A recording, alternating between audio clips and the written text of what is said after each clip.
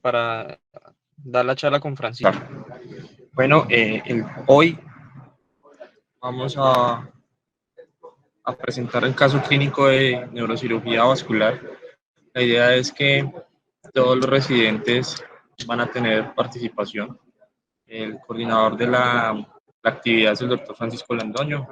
Yo voy a presentar el caso clínico, tanto la parte de historia clínica y ya las imágenes, y el doctor Francisco es el que hará las preguntas a los residentes.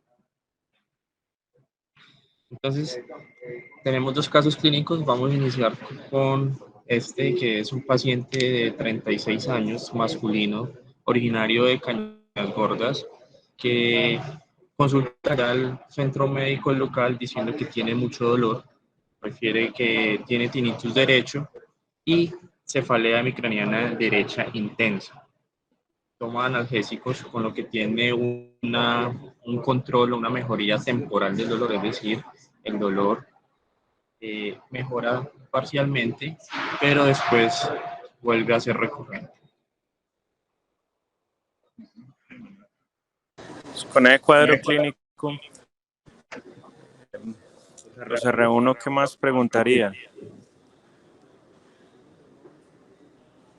Profe, de pronto preguntaría si ha tenido vómito, convulsiones, si perdió la conciencia en algún momento. Listo, ninguna de esas cosas. ¿Qué más es importante preguntar acerca de la cefalea? Profe, yo integraría también de pronto factores de riesgo, de pronto consumo de psicoactivos, en este caso cocaína, ser un paciente joven, tabaquismo o antecedentes pues, clínicos o familiares. De pronto precisar un poquito, si bien como mencionó Camilo, las banderas rojas, que el paciente aclare, digamos, si cambió el patrón, si no ha sido la peor cefalea de su vida, pues más o menos inicialmente. Pues.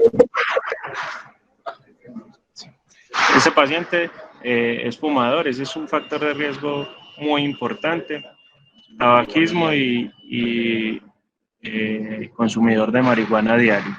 La marihuana yo no he encontrado que esté directamente relacionada con los aneurismas, pero el tabaquismo sí. Muchachos, lo más importante es el inicio de la cefalea, ¿cierto? Recuerden siempre eso, el inicio de la cefalea en trueno no se define en trueno por la intensidad, ¿cierto? Aunque la intensidad de la cefalea en la hemorragia subaracnoidea clásicamente se describe como la peor cefalea de la vida, pero en pacientes que sufren de migraña, digamos que eso es a veces complejo de establecer, porque todos los pacientes dicen, no, esta es el dolor de cabeza más fuerte que he tenido en mi vida. Entonces, la clave diagnóstica en estos casos está en el inicio de la cefalea, o sea, cefalea súbita, ¿cierto? Que inicia en pocos segundos. Eso es clave para que a ustedes no se les pase el diagnóstico, para que no lo confundan con una migraña. ¿Listo? Cefalea de inicio súbito. Dolor de cabeza que me empezó de una como un trueno, que alcanza su mayor intensidad en pocos segundos, es muy sugestivo de una lesión vascular. ¿Ok? Es como primer tip en la historia clínica, porque es usual que uno encuentre algunos pacientes en el año que pasan desapercibidos o pasan con una hemorragia subaracnoidea como si fuera una migraña, porque el interrogatorio no está, digamos, adecuadamente dirigido. Entonces, si uno no dirige el interrogatorio bien, pues no va a pedir lo que tiene que pedir y no va a hacer lo que tiene que hacer. ¿Listo? Entonces, ese punto es muy importante que lo tengan siempre presente. Con este cuadro clínico, como el que se ha comentado, ¿qué diagnósticos diferenciales, R1 y R2, pondrían ustedes sobre sus posibilidades diagnósticas? Yo diría que pues hemorragia subaracnoidea, como el primero. Profe, pues siendo una cefalea hemicraniana, pues con el tinnitus ya habría que interrogar sobre fotofobia, sobre desencadenantes, pero podría ser una migraña pues fácilmente también, si es pulsátil y cumple los otros. De acuerdo. ¿Qué otro diagnóstico podría darse?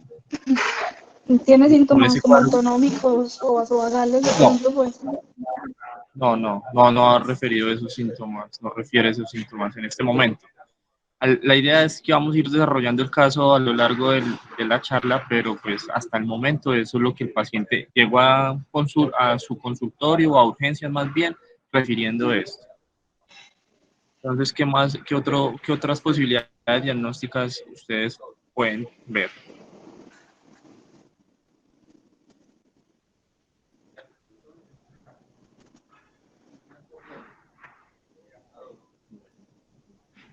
Una trombocitaciones durales.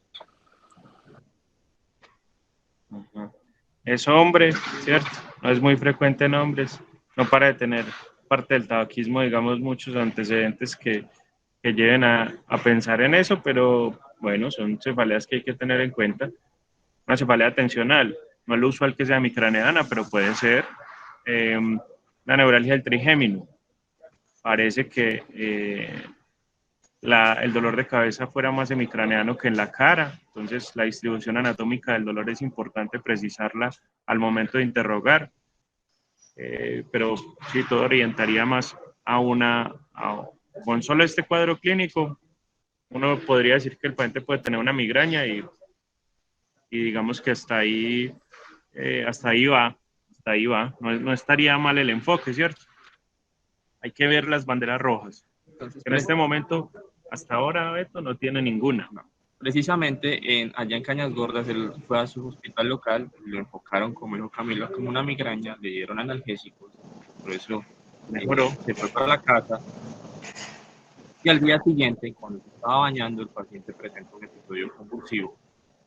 Él se acuerda que se estaba bañando y después no se acuerda sino cuando ya despertó en el piso que la esposa lo estaba ayudando a levantar. Consulta nuevamente a ese hospital local y allá les deciden remitirlo a Santa Fe. El paciente cuando llega a Santa Fe es encontrado con un rasgo de 15, pero la cefalea ya era mucho más intensa y ya era holocraneana. Entonces ahí, ¿qué pensarían ustedes? Muchachos, ¿ustedes qué hubieran hecho distinto o qué hubieran, digamos, qué información les hubiera servido tal vez para no mandar a ese paciente para la casa? Que hay que tener siempre en la cabeza cuando uno revisa un paciente con una cefalea. Creo que el examen físico no describimos como nada en esa ocasión, pero mirar que no tuviera rigidez nucal, el fondo de ojo, pues la Esas dos evaluación cosas son neurológica vitales, completa. ¿cierto? Digamos que el paciente estaba bien, tenía su dolor de cabeza, pero si usted no revisa detalles, entre comillas, más sutiles, pues que en realidad no lo son, sino son parte muy básica del examen, como la rigidez de nuca o como el fondo de ojo, pues nunca va a encontrar las alteraciones, ¿cierto?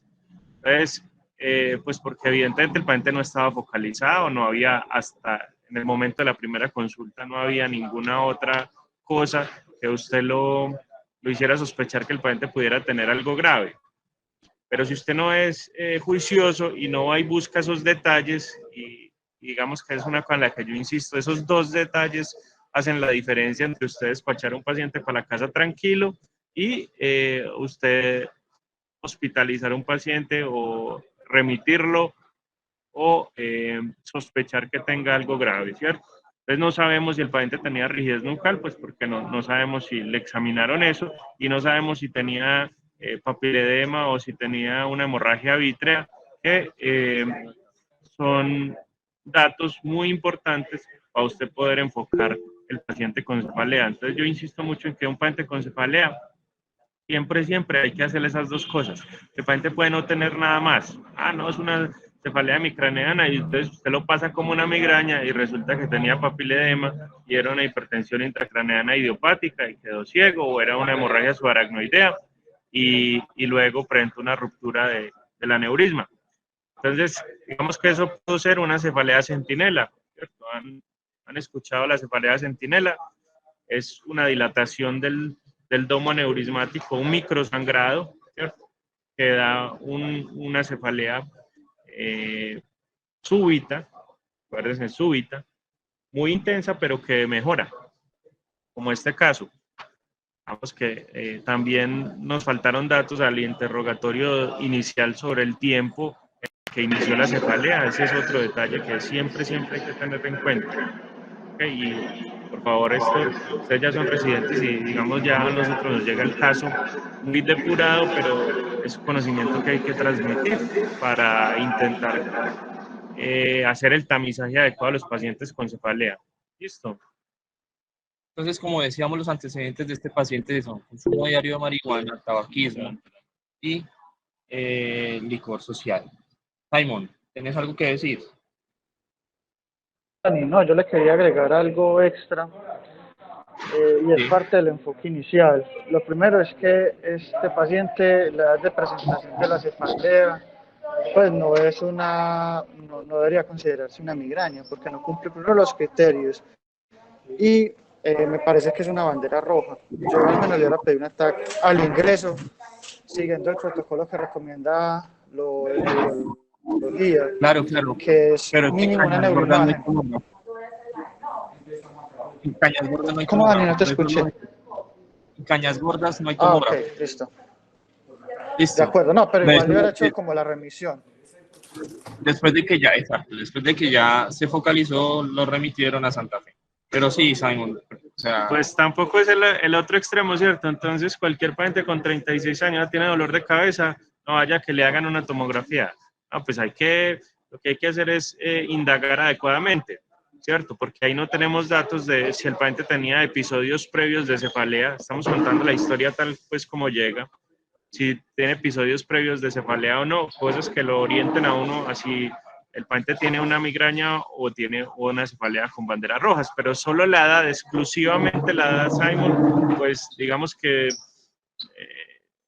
no es un criterio para hacer neuroimagen. 36 años, tiene cefalea, ya, toma tu TAC. No, ¿cierto? ¿Cómo es la cefalea? ¿Cuándo le empezó? ¿Ha tenido episodios previos? ¿Cómo está el examen físico? Y ahí sí, con toda esa información, entonces uno toma una decisión. Que digamos es lo que les estoy diciendo que hace falta en la historia. Y por eso tal vez uno se equivoca por tener en cuenta solamente una información muy parcial o una información muy somera, pues uno se equivoca en contra del paciente en este caso, pero bueno, siempre en contra del paciente, porque si tiene 36 años, usted no tiene sino estos datos y lo remite desde Cañas Gordas hasta Medellín a que le hagan un TAC, y el TAC es normal, le hace una punción lumbar, Simon, porque tiene 36 años. No, ¿sí o no? Entonces, también es Sí, de acuerdo, equivocarse profe. en contra de, digamos, de la estructura mental, ¿cierto? Solo tener en cuenta ese factor. Lo que hay que hacer es ser juiciosos a la hora de hacer la historia y a la hora de hacer el examen clínico, para tener en cuenta varias cosas y poder tomar las decisiones adecuadas. otra cosa relevante es que los antecedentes familiares no hay ninguno que hablara de patología vascular cerebral, no había antecedentes de familiares que hayan tenido hemorragia intracerebral ni hayan fallecido por sangrados intracraneanos. Deciden, en Santa Fe le hacen una tomografía y por los hallazgos que ya vamos a mirar más adelante deciden remitirlo a Medellín, a una institución de cuarto nivel, y llega acá a esta institución de cuarto nivel en el tercer día de cefalea, de inicio de la cefalea. Un Glasgow de 15, la presión 136/92, con rigidez de nuca terminal, no estaba tan marcada, sin focalizaciones, y con un hemograma y los tiempos de coagulación normal. Ya les voy a mostrar la imagen. Aquí ya el paciente, pues definitivamente tenía una indicación de neuroimagen, ¿cierto? Convulsión y cefalea. Ahí no hay ninguna duda. Okay. Que hay que descartar qué cosas, muchachos. Entonces usted le dice, no, el paciente tiene cefalea y le dio una convulsión. Es lo más frecuente y lo primero que hay que descartar. Una lesión tumoral. No lo escucho, hola, ¿me escuchan? Un tumor. ¿Es qué? Un tumor. Un tumor. No, esa es una. Un tumor, esa es muy frecuente. Dos, ¿qué más? ¿Qué más piensan Pero ustedes? No, si que fuera una mujer eso, o tuviera otros factores de riesgo, una trombosis de senos también. En contexto de convulsión, pues sí se pelea. Como el número 5 o 6 en la lista. ¿Qué más hay que pensar? Una malformación arteriovenosa podría ser. Una malformación, o sea, un sangrado.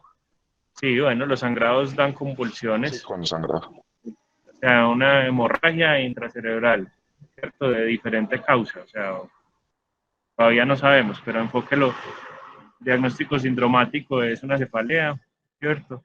Topográfico no tenemos porque el paciente hizo una convulsión, pero no más, no está focalizado. Entonces, hasta ahora vamos en diagnóstico sindromático, cefalea con bandera roja, que es convulsión. ¿Una meningitis puede ser o no? Cefalea y convulsión. Claro, puede ser. Sí, podría ser. Bueno, listo. Dice que marihuana, pues, puede consumir. Eso. Bueno, entonces la tomografía. ¿Están de acuerdo en haberle pedido la tomografía? ¿O alguien tiene alguna duda? ¿Alguien, quién le hubiera pedido una resonancia? ¿Quién le hubiera pedido otra cosa? No, profe, bien. No me parece que está bien. Listo, muchachos. Entonces, la imagen indicada, la imagen diagnóstica adecuada en el tamizaje del paciente con cefalia es la tomografía de cráneo. ¿Simple o contrastada? Simple. Simple inicialmente. Listo. Bueno, si usted le pregunta a un neurólogo, probablemente un neurólogo le hubiera mandado una resonancia. Pero en el contexto de urgencias, ¿cierto? Lo más ortodoxo es hacer la tomografía de cráneo simple, que nos da bastante información. Bueno, ánimo. ¿Quién se anima a... Estamos pasando la tomografía, espero que se esté viendo Profe. bien. Yo la estoy viendo aquí. Profe, pues yo lo que le veo a la tomografía es algo de hemorragia subaracnoidea, le veo más que todo hacia el valle de Silvio del lado derecho, no le veo hidrocefalia, veo las cisternas de la base también están bien. Eso como básicamente me da un poquito de impresión como si tuviera algo de sangre en el atrio, pero me queda la duda realmente en ese más. Y un poco también de hemorragia subaracnoidea hacia la convexidad parietal derecha. Listo, R2. ¿Cuál es la causa más frecuente de hemorragia subaracnoidea? Profe, el trauma es la causa más frecuente, pues en hemorragia subaracnoidea en general. Ahora, en pues, la principal causa pues, es la ruptura de una aneurisma. ¿Y usted cómo sabe que esto es traumático o no traumático? La gente convulsionó en el baño y se cayó, se pegó en la cabeza. Bueno, profe, uno sería pues, ver si en el sitio del golpe o en el contragolpe, que es el sitio más frecuente pues, donde ocurre la hemorragia subaracnoidea. Lo otro es que generalmente la hemorragia subaracnoidea traumática deben tener pues, una cinemática acorde pues, para presentarse. Entonces, digamos, no sería lo usual que si el paciente solamente se cayó de su misma altura, a no ser que pues, se haya golpeado con algo sólido, tuviera una hemorragia subaracnoidea. Es más común pues, verlo en traumas pues, con una cinemática más alta. Siempre que uno se cae de su propia altura, se golpea con algo sólido. Pero, o sea, digamos, me refiero a que a no ser que se haya golpeado con un borde filoso o pues algo por el estilo, digamos que no debería uno pues, tener una hemorragia subaracnoidea solamente, ¿cierto? Listo, bueno, entonces quítate eso de la cabeza, porque cualquier viejito que se cae en el baño, que cumple unos 50 y se cae en el baño, puede tener hemorragia subaracnoidea. Entonces, no hay baldosas acolchadas, pues, nadie usualmente tiene eso. La hemorragia subaracnoidea no necesita una cinemática muy alta, porque no estamos hablando de fuerzas de cizallamiento o de inercia o de una energía para producir una hemorragia subaracnoidea. Listo. Golpes contundentes los que produzcan una hemorragia subaracnoidea. Pero ahí tenés la tomografía, listo. Entonces, pues lo primero que uno lo lleva a pensar que es que el paciente convulsionó. Entonces uno, pues, ¿por qué va a presentar la convulsión antes del golpe? ¿No te parece? Sí, sí, señor. Además, pues, digamos, la ubicación también hacia el valle digamos que lo lleva La uno también a secuencia de pensar eventos. Eso, la ubicación de la hemorragia hacia el valle, ya lo hace uno, digamos, con ese cabezón. Lo otro es que si ves, no tiene hematoma epicraneano. El espesor del músculo temporal debajo de la hemorragia, pues es normal o es igual a los dos lados, ¿cierto? Entonces, ahí no hay ningún indicio de trauma. Lo otro es que la gente al examen clínico tampoco tenía ningún indicio, que probablemente la vida fue muy leve, por ejemplo, trauma de cráneo, ¿cierto? Se cayó en el baño, pues cayó sentado. Entonces, listo, en ese orden de ideas, ¿qué más hay que hacer? Pero ¿quién clasificaría ese sangrado? Eso, Pensando pues, que es una hemorragia subaracnoidea espontánea. Entonces, ¿qué hay que hacer con el paciente? Profe, No, pues André. Lo que hay que hacer, eh, clasificarlo, listo. A ver, ¿cómo lo vamos a clasificar? Hemorragia subaracnoidea espontánea. ¿Sí o no? ¿Quién lo sí, clasificaría como otra cosa? Muchachos. Hola, hola. ¿Me escuchan? Sí, profe, profe. yo lo clasificaría primero Carlos, como si una hemorragia subaracnoidea con un espérate. Fisher, que me queda la duda si tiene hemorragia en el atrio o no, profe. Listo. Digamos que no la tiene. Le damos la oportunidad a Carlos que no ha hablado. ¿No? Listo. Y bueno, profe, entonces, memoria subaracnoidea, entonces ya descartando pues que no tenga el sangrado en el ventrículo, entonces sería una Fisher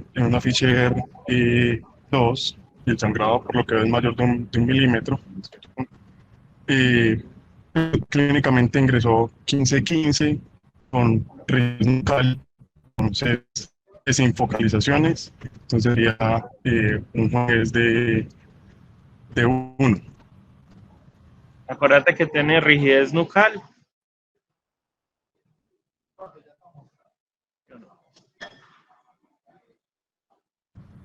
Pero sí, Todos de acuerdo. tenía Todos de rigidez acuerdo. Alguien nucal, tiene otro. pero no tenía déficit, ¿cierto? Porque vi, o sea, 15 sin focalizaciones y convulsionó, pero había recuperado. Según entendí, no era así. Entonces, ¿qué Funangel le pones? Perdón, 2, por la Dos. rigidez. Más que por la rigidez nucal, porque ambos pueden tener rigidez nucal, el 1 o el 2, es por la cefalea, que es moderada a severa. Mientras que el intensidad caso 1 es cefalea leve, ¿sí? Con rigidez de nuca. ¿Okay? Listo. Lucas, ¿y por qué es importante clasificar a esa hemorragia? ¿Qué es lo que te dice eso? Profe, pues la clasificación de Fisher que nos habla es el riesgo de las complicaciones asociadas al hemorragia, riesgo de vasoespasmo principalmente. Entonces eso nos va a ¿Cuál orientar. escala? ¿Ah? ¿Cuál escala dijiste, perdón? La Fisher. Fisher. Fisher nos habla de riesgo de qué? De resangrado y de vasoespasmo. Profe. Y contame a ver cómo es eso. Perdón, profesor, vasoespasmo. Y también, pues, entonces eso nos va a permitir pues, orientar al paciente en el manejo. Básicamente, pues a todos digamos que van a tener un manejo inicial similar, pero sabemos más o menos cuál puede ser el pronóstico del paciente o lo que es de complicaciones. Entonces, la pregunta es, ¿cómo se relaciona la escala de Fisher, el estallaje o el grado, con el riesgo de generar vasoespasmo y las complicaciones de una isquemia cerebral tardía? Pues el Fisher modificado, lo que va a hacer va a ser una de forma directa con el riesgo de vasoespasmo. El Fisher 1 equivaldría a un riesgo aproximado de 24%, el Fisher 2 y el 3 equivaldría a 33% y el 4 a un 40% de riesgo de vasoespasmo clínico. Básicamente es como eso. Ok, ¿alguien me podría decir si esta escala que dio Carlos, un Fisher 2, es la escala tradicional, por decirlo así? ¿Alguien me habla de la escala modificada? Bueno, pues sí,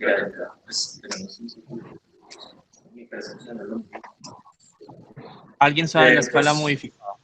sí, teniendo en cuenta la escala modificada, eso lo que hizo fue dividir en un coágulo pues delgado y si tiene una compromiso intraventricular, correspondiendo a Fisher modificado 1 y 2.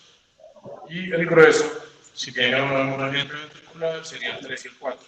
Este quedó un Fisher 1, creería yo. Este sería un Fisher 1. ¿Alguien tiene otra opinión con esa imagen que está ahí en la tomografía? Si es un Fisher 1.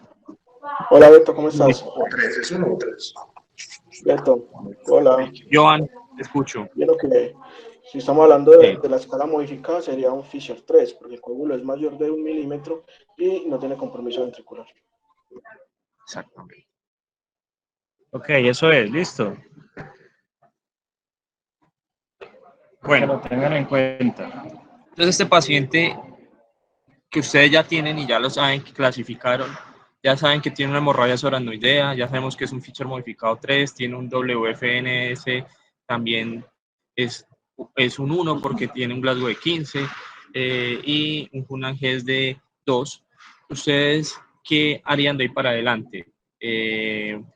Jorge, ¿qué examen pedirían? ¿Cómo están? Pues pensaría que, teniendo en cuenta que estamos frente a una hemorragia subaracnoidea espontánea, ¿cierto? En un paciente que tiene factores de riesgo con una posible etiología aneurismática, se recomendaría iniciar su estudio ante patología vascular con arteriografía. Sí, entonces pensaría que el diagnóstico etiológico podríamos realizarlo de esta forma. ¿Qué otras alternativas diferentes a la arteriografía tenemos para estudiar esto? Yo miraría de pronto la calidad que tenemos, pues miraría qué calidad de tomógrafo tenemos, pues también el entrenamiento de los tecnólogos y podría realizar una angiotomografía pues que tiene buena evidencia de buena especificidad y sensibilidad para la detección de aneurismas intracraneales en el contexto pues, de una hemorragia subaracnoidea espontánea. Entonces también valdría, pues cabría una angiotomografía. ¿En qué casos, muchachos, digamos, ustedes se inclinan más por un angiotag y en cuáles por una arteriografía? Ambos sirven, ¿cierto? Digamos que son exámenes hoy por hoy muy comparables en muchas partes. Pero digamos, Cristian nos dio ya una primera, digamos, herramienta, es que usted tiene que conocer el sitio donde esté, qué capacidades hay de hacer una angiotomografía adecuada. Esta angiotomografía hay que ver, por ejemplo, condición renal del paciente, ¿cierto? La angiotomografía usa mucho menos medio de contraste que la panangiografía. 2, disponibilidad del estudio. Entonces, si su paciente le llega, digamos, 7 de la mañana llegó la remisión, pero el angiógrafo, los doctores de angiografía no llegan sino hasta el otro día, pues, bueno, digamos que es tiempo muy precioso y recuerden que el resangrado de los aneurismas ocurre muy marcadamente las primeras 24 horas, ¿cierto? Entonces, pues usted debería tratar de solucionar esta situación en el menor tiempo posible. Entonces, esos 3 factores son importantes a tener en cuenta. La posibilidad de hacer reconstrucciones 3D, tanto en uno como en el otro, ¿cierto? Superior a una arteriografía 2D, si usted tiene unas reconstrucciones muy buenas. Digamos, la presencia o no de hematoma intracerebral, porque pues la rapidez con la que usted tiene que actuar en un hematoma es distinta a la de una hemorragia sola. Recordar también que cuando los pacientes tienen hematomas, el Cunningham no es una escala que podamos tener en cuenta para el pronóstico del paciente. O sea, que usted primero tiene que drenar el hematoma y después definir cuál va a ser el pronóstico de su paciente. ¿Listo? Lo mismo que la hidrocefalia. Si un paciente está en Cunningham 4, pues tiene una hidrocefalia, en realidad no está en Cunningham 4 o 5, lo que lo está matando no es la hemorragia subaracnoidea, sino la hidrocefalia o el hematoma. Entonces, primero hay que quitar los factores de confusión y algunos de los pacientes tienen buen pronóstico, ¿cierto? No todos, habrán algunos que están, el mal estado neurológico está solapado por la hidrocefalia, pero en realidad lo que los tiene mal sea la hemorragia subaracnoidea o la vasoparálisis. Entonces, tengan en cuenta siempre eso a la hora de tomar las decisiones. Entonces, en este paciente definimos solicitar una arteriografía cerebral de 4 vasos, ¿cierto? Y este es el resultado.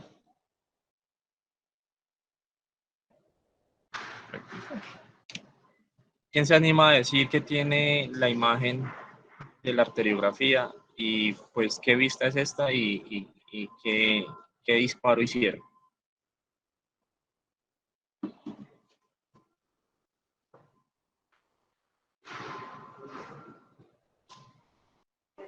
Dani, ¿cómo estás? Bueno, entonces aquí tenemos, ¿qué más, profe? ¿Vino qué? Bueno, entonces aquí tenemos una proyección oblicua de una arteriografía, están disparando por la carótida del lado derecho.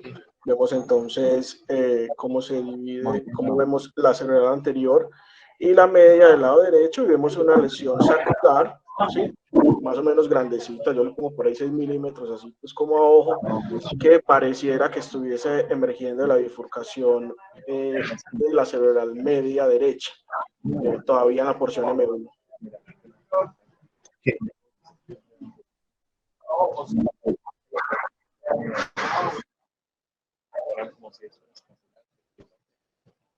Bueno, muy bien. ¿Esta vista qué sería? ¿Qué vista sería, Joan? Yo creo que es una oblicua, porque no la veo tan AP. O Mauro, o Simón. O Yo estoy de acuerdo con Johan. A mí me parece más lo que dice Mauro, una P. Pero sí se ve como un poco rotada, no se ve francamente AP. Entonces, miren acá donde está este ojo, el otro está acá. Miren que este malar protruye más. Entonces, ¿en qué pensarían ustedes?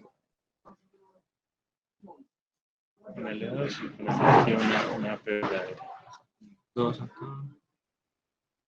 Muchachos, entonces aquí le vamos a poner al otro lado una verdadera P, listo. ¿Sí ven la diferencia o no? Pero no se está viendo la del otro lado. Sí, no, esa.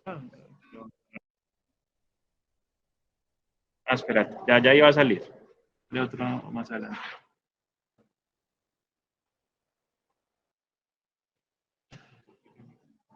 Un segundito.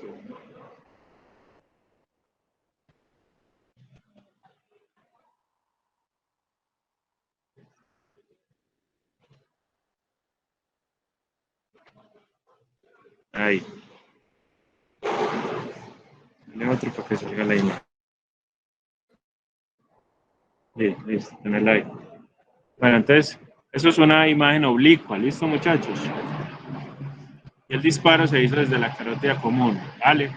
Ahí se ve la carótida externa, las ramas de la carótida externa, y logran apreciar la diferencia que hay entre la verdadera AP y la oblicua. Tiene más magnificación la imagen del AP.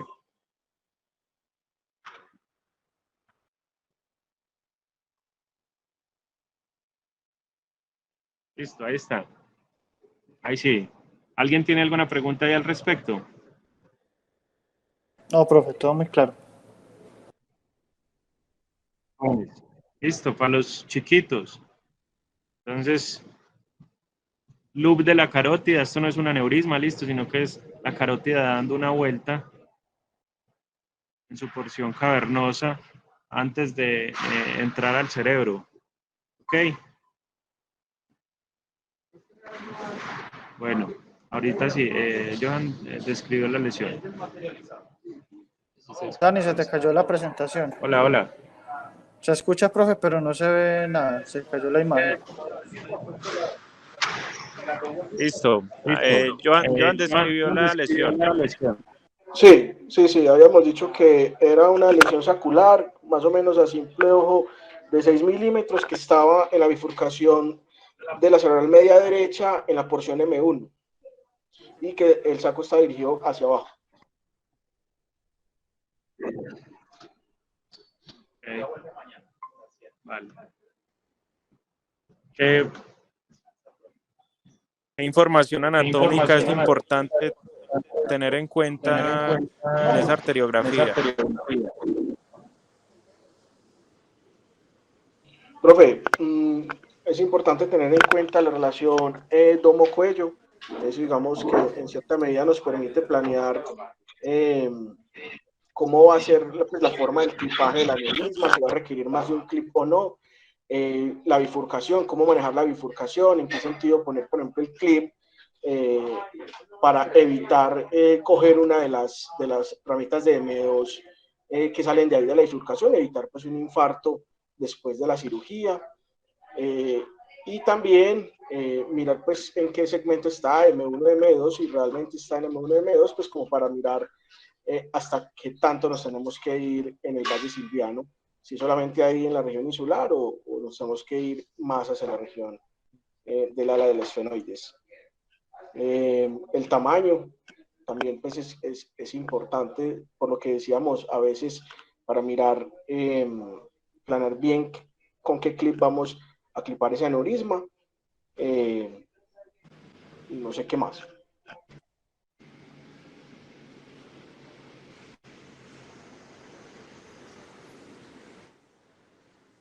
Lucas, ¿cuántos segmentos tiene la cerebral media?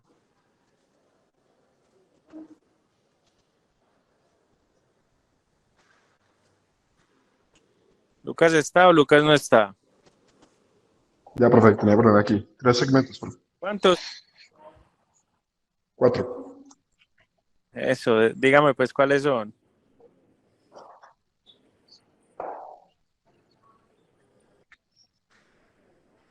Bueno, ahí me queda viendo Lucas para la próxima. Sí, profe. Mauro.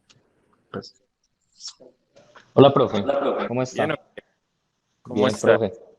Decinos Profe, cuál es. bueno, tiene 4 segmentos, como decía Lucas. Tiene el segmento M1 o esfenoidal, ¿cierto? Que de ahí muy importante van a salir las lenticuloestriadas. Los aneurismas de ahí Mediales plantean o una laterales. dificultad por eso.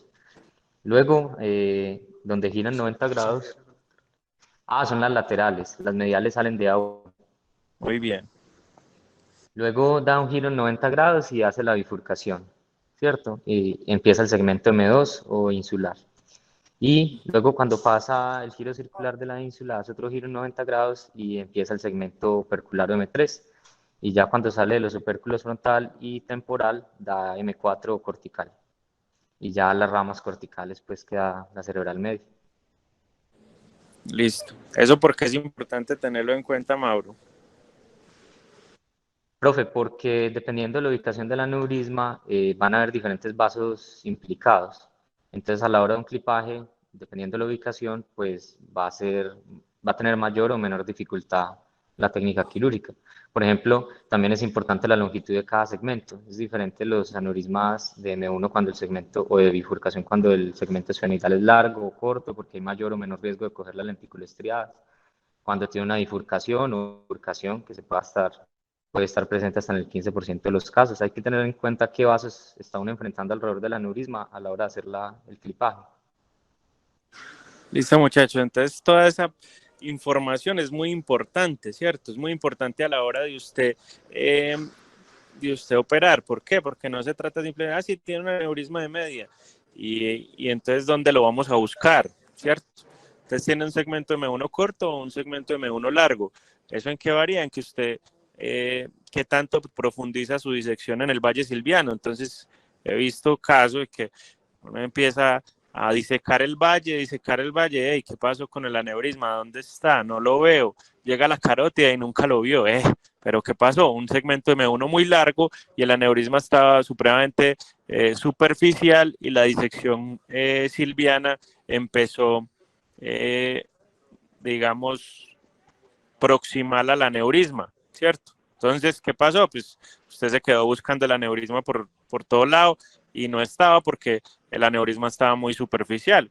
O los que les gusta la disección de proximal a distal, o sea que empiezan en la carótida, buscan el nervio óptico, la cisterna carotidia, drenan la cisterna carotidia, abren la vallécula, identifican M1 y empiezan a disecar de M1 hacia M4, y entonces a veces pasan y no ven el aneurisma. Entonces, ¿dónde está el aneurisma? Entonces, primera dificultades quirúrgicas, pues para poder clipar un aneurisma, lo primero que hay que hacer es encontrarlo, ¿cierto? Y para usted encontrarlo, pues tiene que tener la información o tiene que llevar en su cabeza un mapa para poder decir, no, pues el aneurisma me lo voy a encontrar para tal lado. Entonces, miren que este paciente tenía una orientación inferior y anterior, o sea que el aneurisma estaba más pegado al lóbulo temporal probablemente. Y si ustedes ven la arteriografía, las dos M2,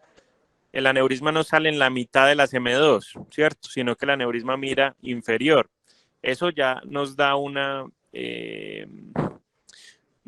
información valiosa sobre el tipo de clip que probablemente necesite este paciente, ¿cierto? Cuando el aneurisma está en medio de las dos M2, el clip más usado, el más factible, es un clip semicurvo o curvo, ¿cierto? Para usted poder ponerlo en la misma dirección de ambas M2. Cuando los aneurismas salen por debajo o por encima de las dos M2, pues ahí usted de entrada ya dice, lo más probable es que aquí necesite un clip recto. Ahí les voy dando como tips. Y la probabilidad de obstruir una de las M2 es más baja, en este caso, que cuando el domo del aneurisma sale en medio de las dos arterias. ¿Ok? Bueno.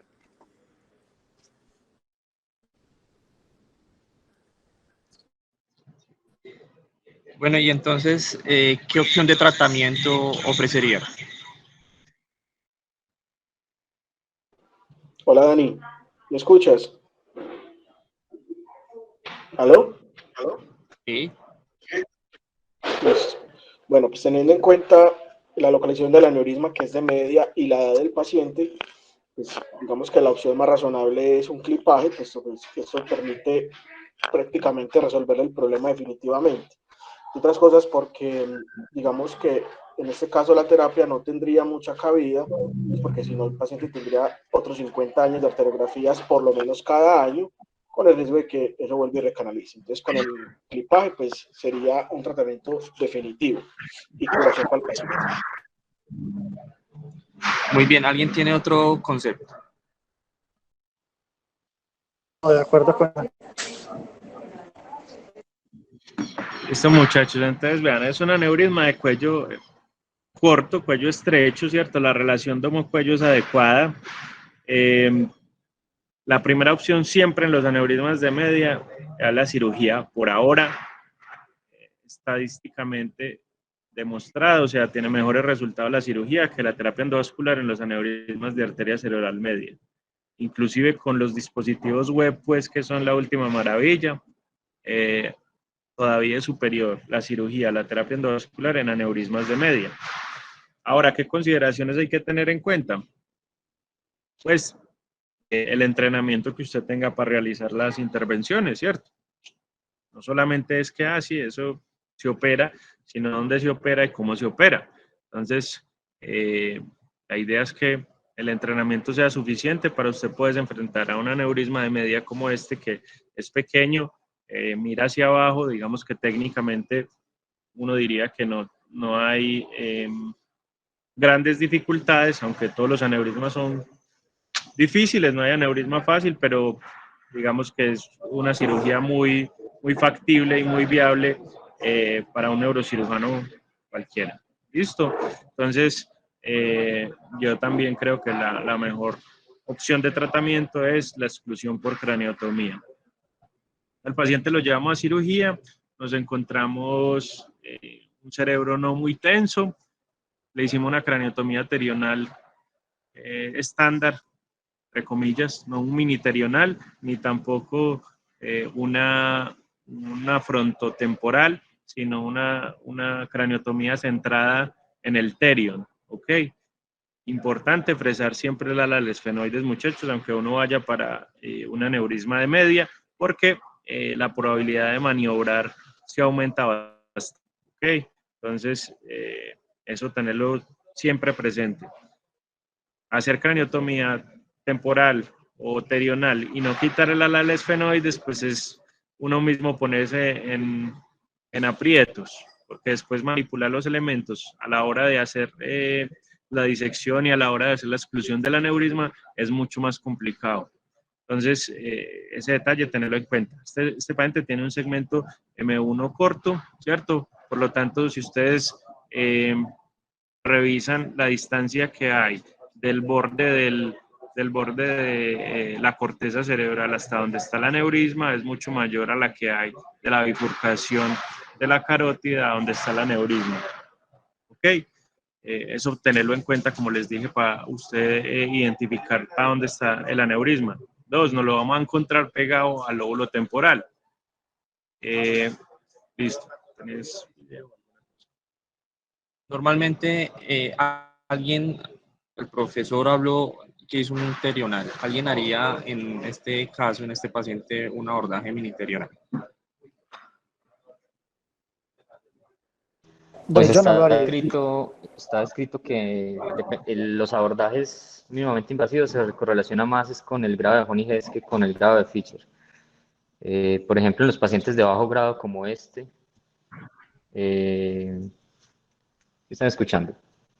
Sí. Los pacientes de bajo grado como este, pues sí se podría plantear un miniterional, ¿cierto? Porque es un Honey Hess de bajo grado y es un sangrado reciente. Sin embargo, yo creo que eso depende mucho de la experiencia del cirujano, ¿cierto? Que uno se tenga confianza haciendo los aneurismas con miniterional, pero en bajos grados como este sí podría estar indicado miniterional.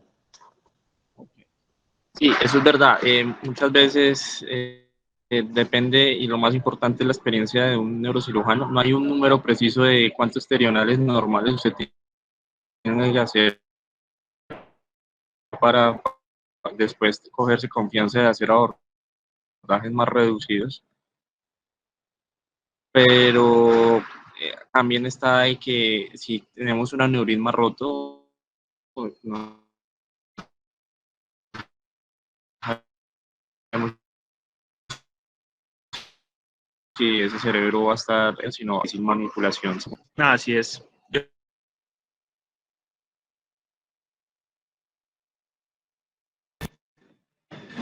Hola, ¿cómo están? Oscar está desconectado. La profe.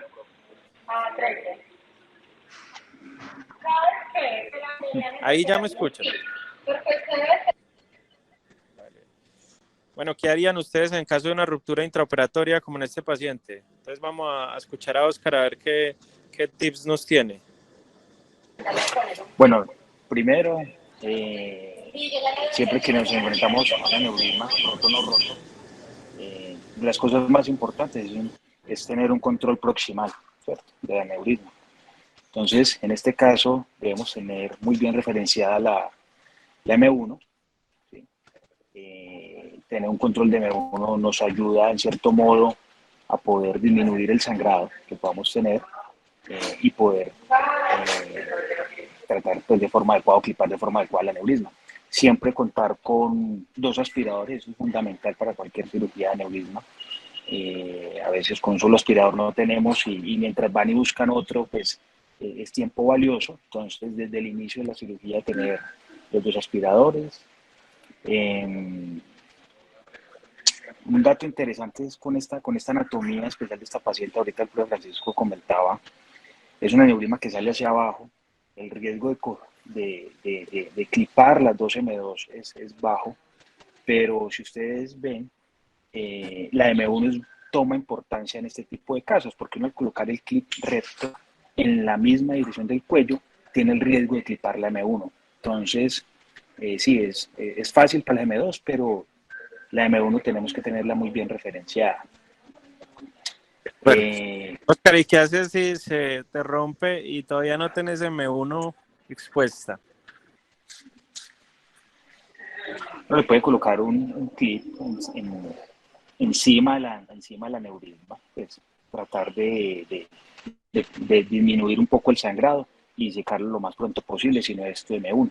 Colocarle un clip en la zona del domo, que actualmente allí es donde se rompe, y secarlo.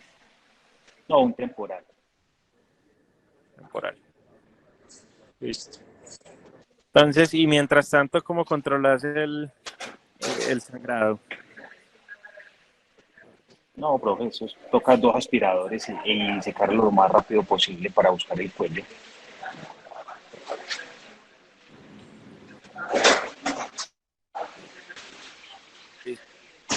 Entonces,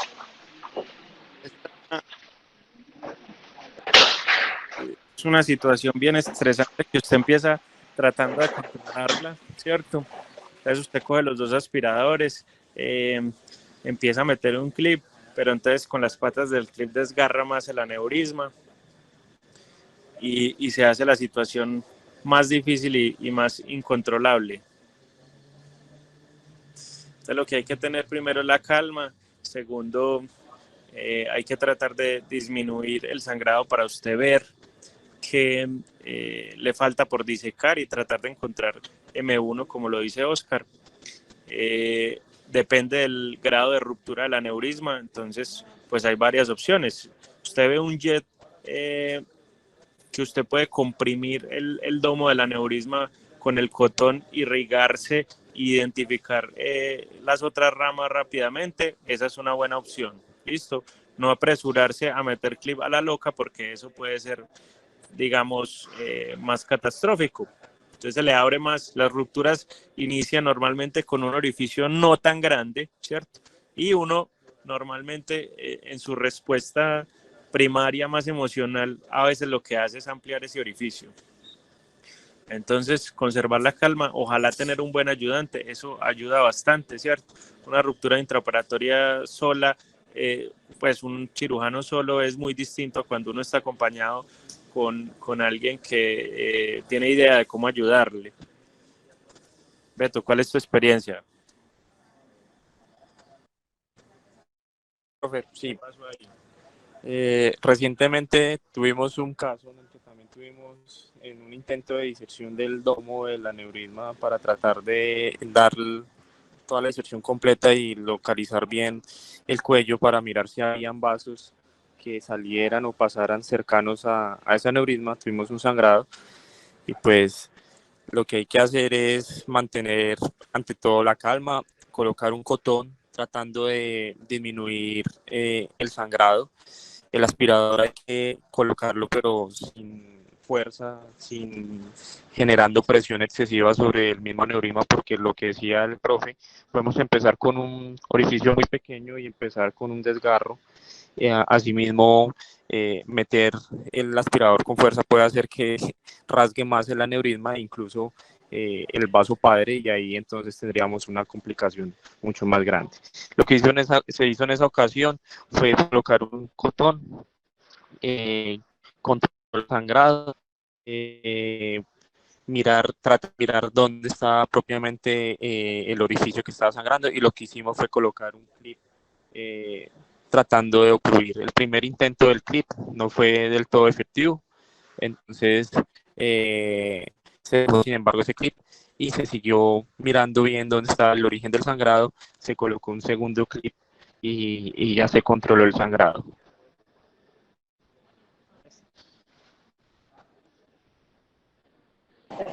A veces si uno tiene la visión directa del orificio, uno puede también intentar si es pequeño. Es arriesgado, pero uno podría coagular también el rotico si es visible. Uno puede coger con unas pinzas de polar bien finas y quemar ese punto específico, y eso también a veces para el sangrado. Listo, de acuerdo. La otra estrategia es tratar de poner un clip piloto, o sea, un clip definitivo pequeño que nada más ocluya el orificio que uno abrió. Vale.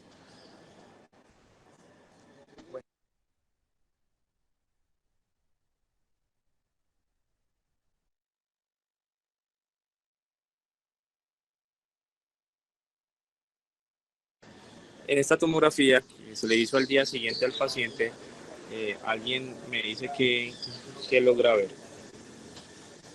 Antes de pasar ahí, acuérdense siempre avisarle al anestesiólogo, ¿cierto? Hay una ruptura, es un sangrado. A veces es fácil de controlar, a veces, como en este caso, no es tan sencillo de controlar. Estuvo complejo el control, y entonces uno en algún momento piensa que el paciente ya empieza uno tratando de rescatar ese pequeño orificio y termina uno pensando en salvar el paciente porque se está saliendo de las manos el sangrado, ¿ok? Entonces ahí son medidas un poco más desesperadas. No sé si Nachito nos quiera contar la experiencia en estos casos, de qué es lo que hace, cómo piensa. Nacho ya está operando. Aló, aló.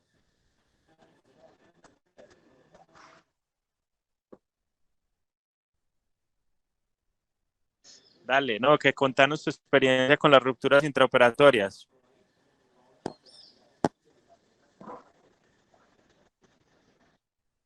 Sí, la tuya.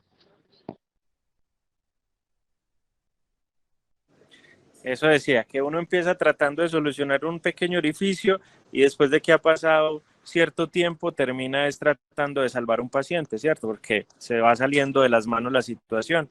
Entre más tiempo pase, más se va saliendo de las manos. En el TAC posoperatorio, a ver, los chiquitos que ven ahí. Julián. Hola, profesor. Bueno, pues hay un área hipodensa, yo diría muy bien delimitada, pues no es una cuña perfecta, pero sí tiene un aspecto pues de cuña, ¿cierto? No se ve pues sangrado en el lecho, pero esa área sí hace pensar pues en una zona isquémica, ¿cierto?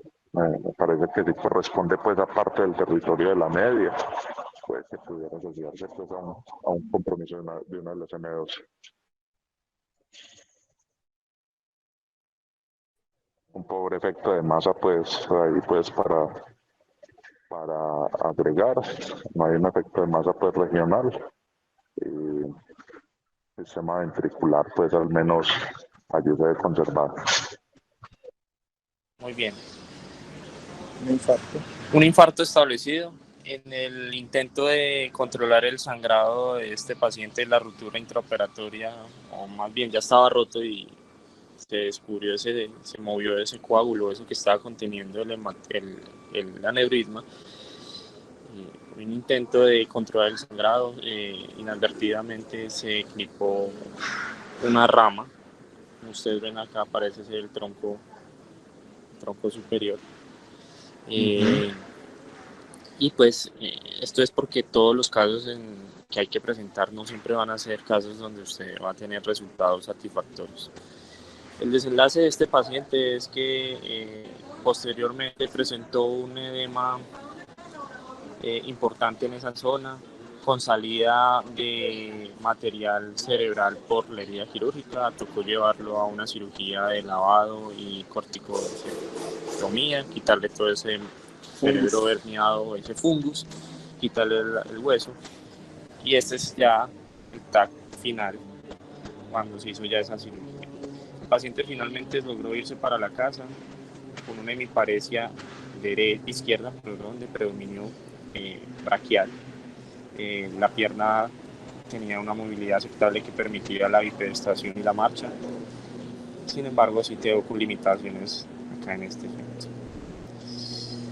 Entonces, era el propósito de la charla hoy presentar estos casos que no todas las veces llegan a ser del todo fáciles. Toda la patología vascular es una patología muy compleja que pese a las buenas intenciones pueden haber complicaciones como esta, que ya las vemos desde el momento de la cirugía, o incluso voy a presentar rápidamente ya para irnos otro casito, solo las imágenes.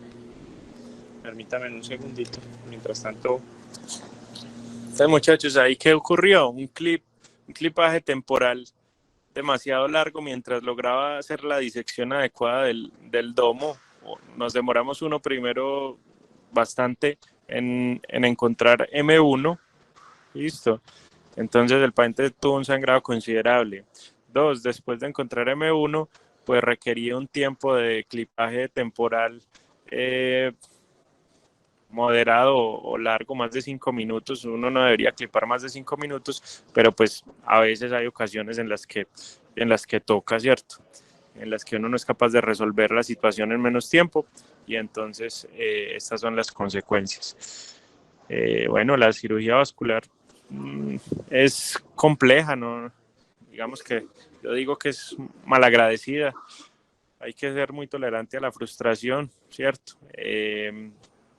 Sin embargo, la mayoría de pacientes pueden salir bien, o aún yo creo que uno puede hacer un muy buen trabajo con los pacientes. Siempre habrán complicaciones, ¿cierto? Cirujano que no tenga complicaciones, pues es cirujano que no opera. No es motivo para desistir, sino que es motivo para alentarlos a ustedes los residentes a que cada vez hay que entrenarse más, hay que entrenarse mejor, hay que ver casos, hay que hacer laboratorio, hay que ir afuera, hay que disecar valles, hay que tener en su cabeza, como dice Nachito, ¿usted qué haría, cierto? Estar preparado, un paso adelante, lo que yo digo, usted tiene que estar siempre un paso adelante de las situaciones. Si usted no está un paso adelante, pues pasan estas cosas, ¿cierto? Entonces este paciente es una paciente de 67 años, fumadora, un EPOC, tabaquismo pesado. Les voy a resumir, este es el TAC del 1 de agosto. Esa señora llegó diciendo que el 30 empezó con una cefalea súbita, múltiples episodios eméticos, deterioro neurológico dado por disartria, ataxia para la marcha, y se fue deteriorando neurológicamente hasta llegar acá a la institución en un Glasgow de 6. Entonces ustedes acá en esta imagen ven sangrado intraventricular. Esta ya sería una hemorragia subaracnoidea Fischer modificado 4, ¿cierto? Tienen hematoma acá, esta zona lleva más de 1 milímetro, y además de eso tiene sangrado intraventricular, y como ustedes ven también ya está haciendo una dilatación intraventricular con un edema trasependimario. Esa fue la tomografía, se llevó de cirugía emergente porque no teníamos aún la arteriografía, se llevó a eso fue en la madrugada. Si ustedes ven, miren la hora del examen, 3:39 de la mañana, se llevó a una realización de una derivación ventricular externa. Posteriormente se llevó a la arteriografía en la mañana siguiente, donde miren ustedes la lesión que se logra ver acá. No sé si la están viendo bien.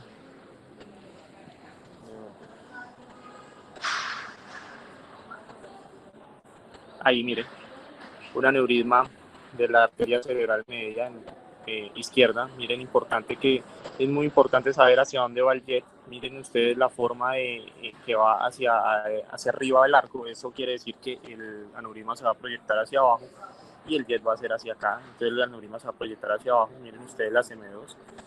El paciente fue llevado a cirugía ese mismo día en la noche. Hicimos un clipaje y este es el TAC postoperatorio. Después de que ya se había derivado en una cirugía inicial y después de haber realizado el clipaje, miren, se hizo un abordaje terional convencional, aneurisma roto de un cerebro que ya estaba hematizado. La disección del valle no fue tan cómoda como uno quisiera tenerla, más sin embargo se logró un clipaje en el primer intento con un buen resultado en imágenes, y la paciente clínicamente movilizando 4 extremidades, intubada por su edema cerebral bajo medidas de neuroprotección, pero pues con una reactividad neurológica. Posteriormente esta paciente comenzó con picos de vasoespasmo, deterioro neurológico, no se logró nunca liberar de la ventilación mecánica, su despertar nunca fue exitoso. Se hizo Doppler, se hizo arteriografías de control, donde ya la arteriografía de control mostraba la adecuada exclusión del aneurisma, pero sin embargo tuvimos la dificultad de que, a pesar de que se hizo un buen manejo, una buena cirugía y una buena exclusión, miren ustedes el desenlace de esta paciente por las complicaciones que tiene la hemorragia subaracnoidea. Un infarto hemisférico, pues bueno, de todo el territorio de la cerebral media contralateral del lado derecho, y unos infartos en zona limítrofe del mismo lado, sin implicar un infarto del vaso donde fue clipado ni el tronco inferior ni tronco superior, que ustedes ven acá que no hay ningún problema, sino que fue infartos en zonas limítrofes dados por vasoespasmo. Entonces a veces es frustrante y hay que tener esa tolerancia de que a pesar de que se haga un buen resultado, una buena técnica quirúrgica, un buen clipaje, que quede bien excluido la lesión, no a veces se obtienen los resultados que quisiéramos tener todas las veces.